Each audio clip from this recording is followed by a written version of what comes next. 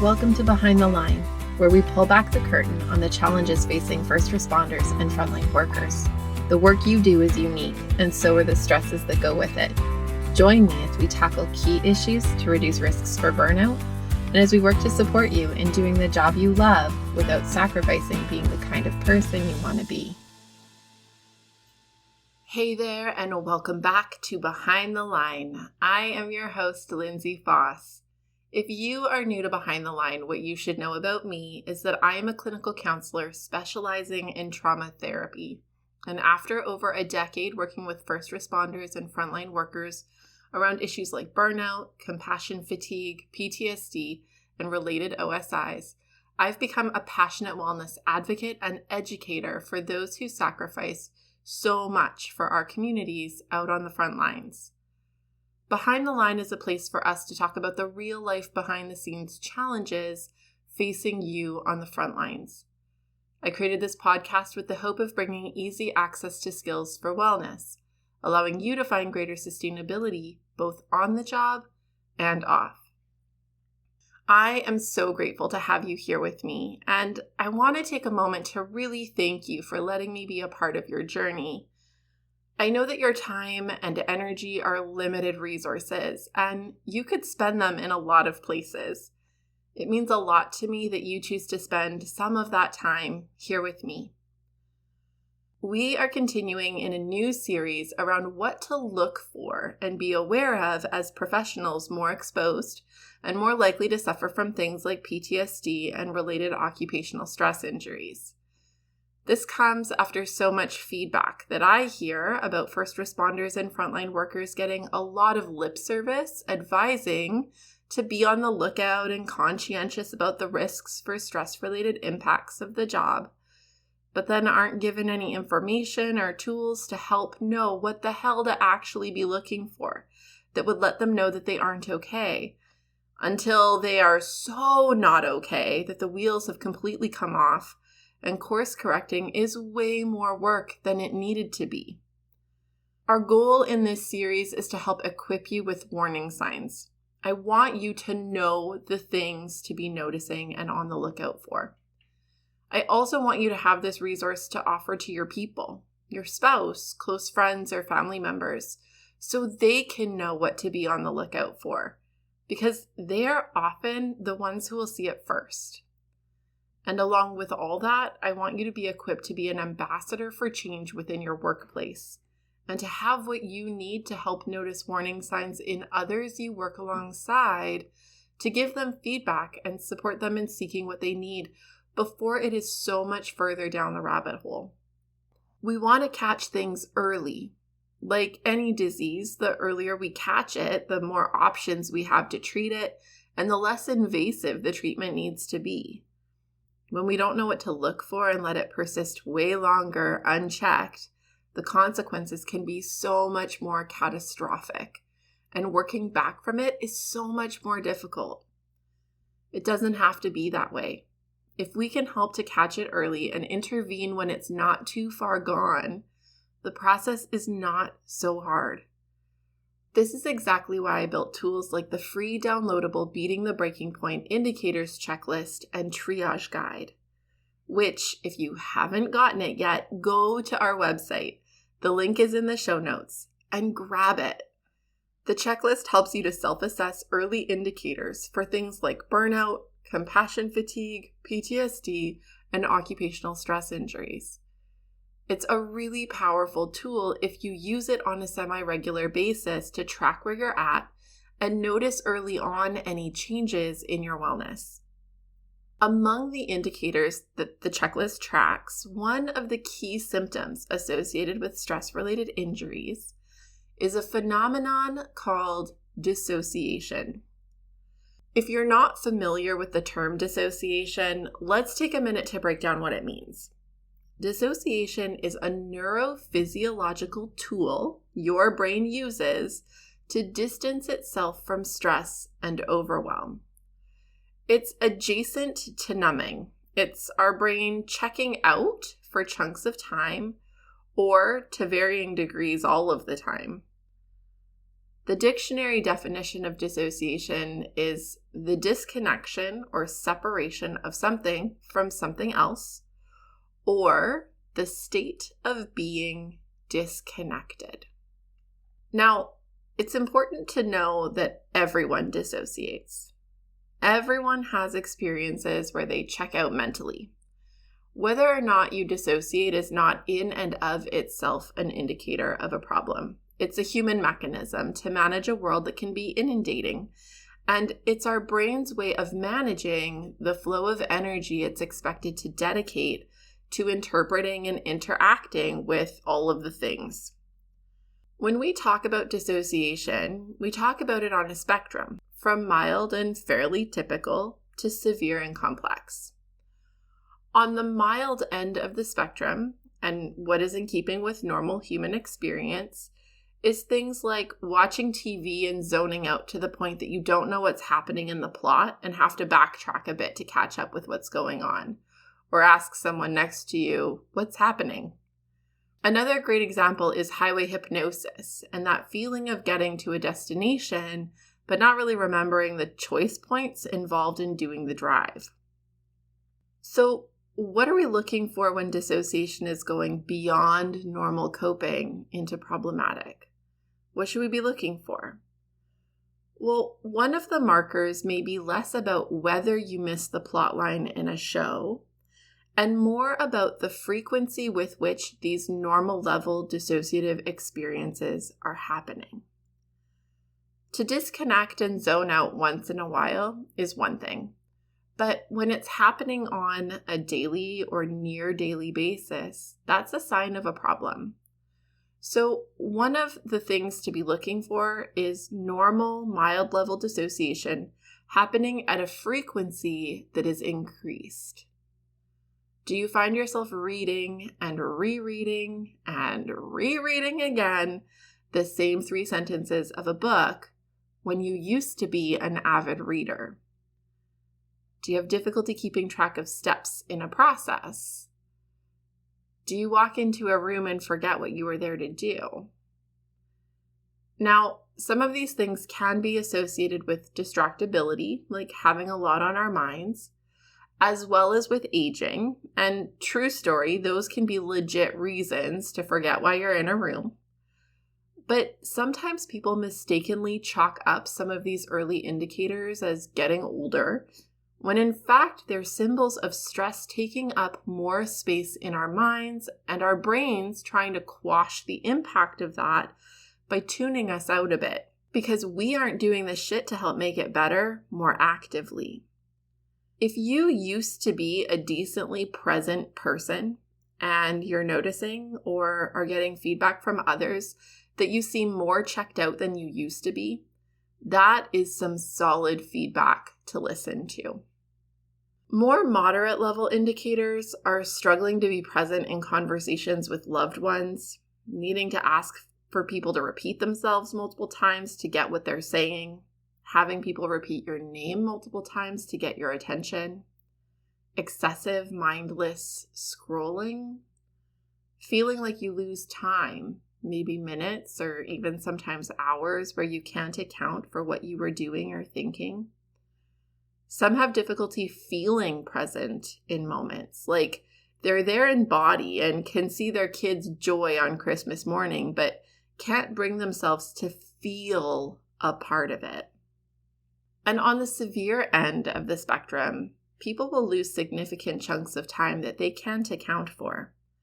Often people who end up in this end of the spectrum have experienced such severe trauma over such a prolonged period of time in their lives that their brains have taught themselves to segment off into parts. And this shows up as something called dissociative identity disorder, which is the terminology used to refer to what was once known as multiple personality disorder. It's a very real experience that I work with in my office on a regular basis. This degree of dissociation is virtually always in response to very early experiences of incredibly significant trauma that is frequent and typically unsupported. It is the brain's only way to cope and function, to parse itself into segments that can exist in and face demands from different parts of life. Now, DID, dissociative identity disorder, is a bit beyond the scope of what we're going to try to tackle today, but I bring up this end of the spectrum because I don't think it gets enough attention, and because I think it's more prevalent in helping professionals than anyone actually knows about. Behind the Line is sponsored by Beating the Breaking Point. Beating the Breaking Point is a 7-part online training program designed specifically for first responders and frontline workers, and tailored to fill the gaps in your training to support resilience and sustainability. Whether you're new to the work and wanting to cultivate tools to prevent burnout, compassion fatigue, and related concerns, or you are deep into your years on the job and have gone a few rounds with burnout and other mental health challenges, this program offers the foundational pieces you need to support personal and professional wellness for the long haul. You are a helper. You love your work and you sacrifice a lot. Investing in you and your sustainability is the best gift you can give yourself and those who lean on you. We make this program as risk-free as possible by offering a limited money-back guarantee to ensure that it's a fit for you. If you enjoy Behind the Line, you are going to love this program. Google Beating the Breaking Point Lindsay and find everything you need to get started, or use the link in the show notes. Now, back to the episode. While I can't speak to this from a quantitative research perspective, anecdotally, I will say that so far, every single client I have ever worked with who has dissociative identity disorder works within first response and frontline work. And it's not that first response and frontline work makes someone more at risk for DID. I actually theorize that the relationship goes the other way around. I tend to believe that people who experienced significant wounding in childhood develop into adults who want to make a difference and help to make the world a better, safer place than what they got to experience. I also tend to think that kids who grew up in extreme trauma are extraordinarily well, unfortunately, equipped to exist in high stress and traumatizing jobs. It's normal for them. The distress is a walk in the park for their nervous systems that have trained for this their whole lives, literally. So if you're hearing this and see yourself in some of what I'm describing, know that you're not alone and likely are in way better company than you might imagine. We will try to come back to this topic down the road, but I do want to say that if this is a piece for you, reach out to a really experienced trauma-trained therapist. Okay, so for our purposes today, we want to tackle early indicators of dissociation that is in the mild to moderate end of the spectrum in an effort to catch it early on and intervene ASAP. Again, if you want a tool to help you assess, go get the free downloadable checklist. You can access it from the link in the show notes. We've talked about what dissociation is and some examples of mild to moderate indicators. If you hear these and see yourself in them, then what comes next? What do we do about it? Well, first we need to acknowledge that this is a result of stress. We have to name the problem for what it is and stop treating it like aging or making excuses for it that keep it persisting and unchecked. If we are acknowledging that stress is playing a role in shaping this, we then need to explore what our brain and body is needing from us to help recalibrate our nervous system so that our brains don't have to rely so heavily on dissociation to do the regulating for us. Essentially, dissociation is our brain's way of saying, you aren't doing anything to help us manage all of this, so I guess we'll have to take you offline for a bit to manage it for you. If you don't want your brain checking out on your behalf, You need to be an active participant in intervening and supporting your nervous system, so your brain doesn't have to go to these measures to handle it for you. So that brings us to how we support our nervous system. If you are a loyal listener, these won't be shocking to you. We talk about them often. It really comes down to simplifying, creating, and connecting to safety. If stress is what builds us to this, we need to focus on simplifying what we have the capacity and control over simplifying to reduce additional stress wherever possible. Now, I get that life doesn't make that easy. Stress is around every corner, and adulting brings all kinds of unexpected demands and surprise curveballs.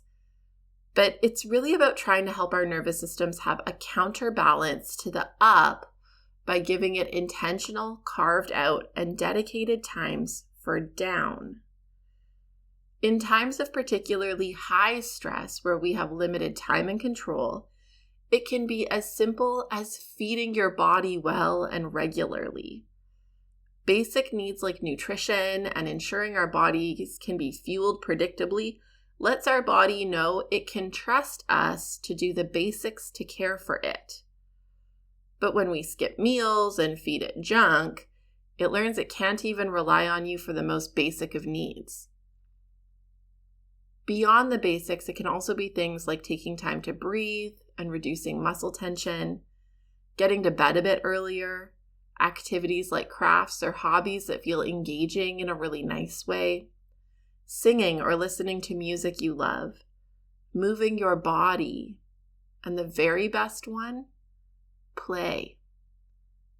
Intentionally setting time to engage in these activities can help give your body what it needs so it doesn't have to rely so heavily on dissociation to manage. Engaging in these routinely can be preventative to reduce risks for dissociation and can be responsive when dissociation is already cropping up. In addition to these pieces, engaging in very active mindfulness is another important way we can help shift out of dissociation, especially if dissociation has been creeping up in frequency and going on for some time. As our brains use the tool of dissociation to cope, it becomes increasingly habitual. It becomes the go-to skill set. To undermine this, it's going to take some effort and consistency. And the tool to use is grounding and mindfulness skills that force your brain back into conscious presence rather than permission to check out. Mindfulness tools like 5, 4, 3, 2, 1 and the alphabet game can be great ones. If you don't know about them, check out Season 2, Episode 37, when we did our May mini series and covered these tools. For the video, check it out on YouTube. I'll link to it in the show notes. Other ways of engaging in mindfulness include describing an activity that you're doing in detail while you're doing it. This forces your brain to really be in the moment rather than checked out. It has to be to describe it. In conversations with others, using active listening skills where you say back what they've said to you can be a helpful way to keep your brain in it rather than tuning out.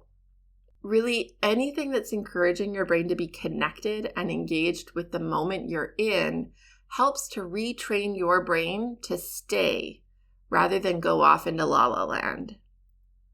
As we practice these skills in combination with giving our nervous system what they need to trust us with the capacity to help ourselves, so our brains don't have to intervene so much on our behalf, we can move from relying on dissociation to relying on our own awesome regulation skills to keep ourselves okay and in a zone that can interact with stress without needing to run away from it. As we wrap up for today, I want to remind you to please reach out and connect if you have any questions or feedback. You know I love hearing from you and shaping this podcast to echo your needs and interests. I love hearing about what you're working on and how you're using what we talk about on the show. You can find me on Facebook and Instagram at Lindsay A. Foss, where you can follow me or tag me, or you can email me at support@thrive-life.ca. To those who love this podcast and share about it with those you know, I want to continue to say a huge thank you. I so value you helping us to make a difference for other frontline helpers who risk so much to serve our communities. Know that we can be found online on our website, on most major podcast platforms, as well as on YouTube. We make all of our resources available to you because the work you do matters. But more than that, you matter, and we want to make sure that you have what you need to keep up the good work at work, as well as in your real life outside of the work. So use it and share it, and until next time, stay safe.